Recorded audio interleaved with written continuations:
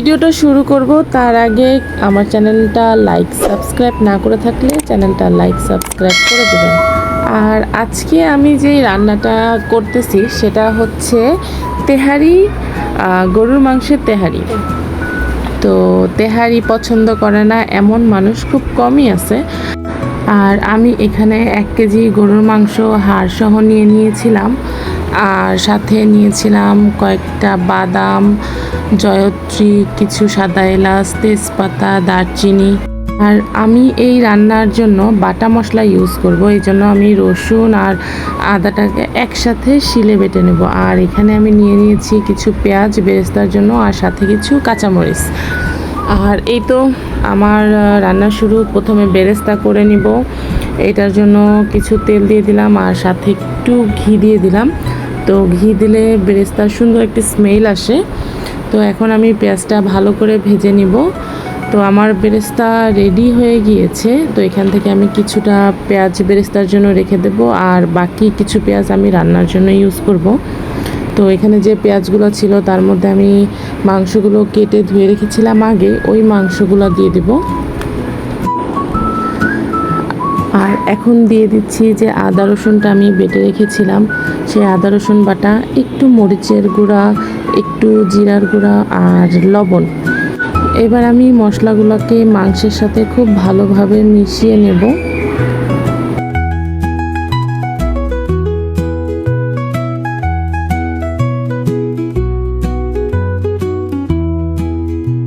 আমি মশলাগুলোকে মাংসের সাথে ভালোভাবে মিশিয়ে নিয়েছি।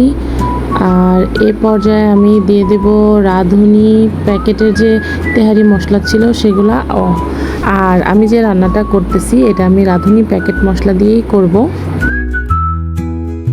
এবার সবগুলো মশলা আমি মাংসের সাথে ভালোভাবে মিশিয়ে নিব। আর এ পর্যায়ে আমি দিয়ে দিচ্ছি ওই বাদাম বাটা। তো বাদাম বাটাটা দিলে একটু আলাদা একটু স্মেল আসবে। আর সাথে যে আস্ত মশলাগুলো রেখে দিয়েছিলাম সেগুলোও দিয়ে দেব। এবার মাংসগুলোকে মশলার সাথে ভালোভাবে মিশিয়ে কিছুক্ষণ কষিয়ে নিব। আমি মাংসগুলোকে একটু একটু করে নেড়ে দিব আর একটু ভালোভাবে কষিয়ে নিব। আর এ পর্যায়ে আমি দিয়ে দিচ্ছি টক দই। আর এখন আমি দইটাকে ভালোভাবে মাংসের সাথে মিশিয়ে কিছুক্ষণ কষিয়ে নিব, যতক্ষণ পর্যন্ত তেল উপরে ভেসে না ওঠে। আমাদের মাংস মোটামুটি কষানো শেষ। আর এখন আমি দিয়ে দিলাম পোলার চাল। তো পোলার চালটাকে আমি আগেই ভালো করে ধুয়ে রেখেছিলাম। এবার আমি পোলার চালটাকে মাংসের সাথে খুব ভালোভাবে মিশিয়ে নিব।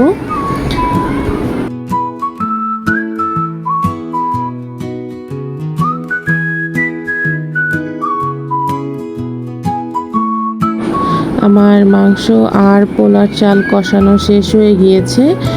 আর আমি পাশের চুলায় গরম পানি করে রেখেছিলাম। তো যেহেতু আমার পোলার চাল আর মাংস কষানো শেষ, আর এ পর্যায়ে আমি দিয়ে দেব হচ্ছে পানি। আর এখন আমি পরিমাণ মতো পানি দিয়ে দিচ্ছি। তো আপনারা যদি কেউ পানির তাকটা না বোঝেন তাহলে যতটুকু পোলার চাল দিবেন তার ডাবল পানি দিয়ে দিলেই হবে। তো আমি এখানে 1 পট চাল নিয়েছিলাম, তাই আমি 2 পট পানি দিয়েছি।